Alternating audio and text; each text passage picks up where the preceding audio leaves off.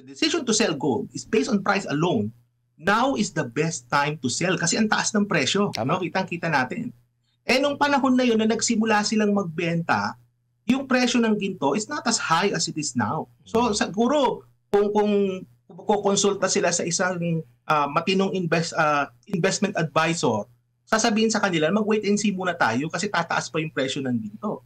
Pero hindi nga ganun yung naging decision nila. So ibig sabihin, Admar, ganito yan.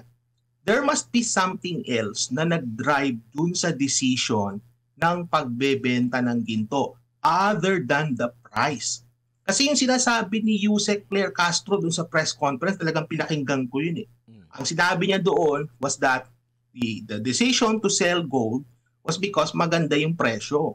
You buy low and then you sell high. No? Anong nangyari dito, kabaliktad, Admar, they were selling low, diba? They sold the gold na yung presyo hindi pa ganun kataas. So ibig sabihin, it's not the price that really drove the decision. Now, the question becomes, what was the decision? Kung baga, ano yung naging trigger kung bakit sila nagbenta ng dito? Now, we can only surmise, we can only speculate as to what really transpired there.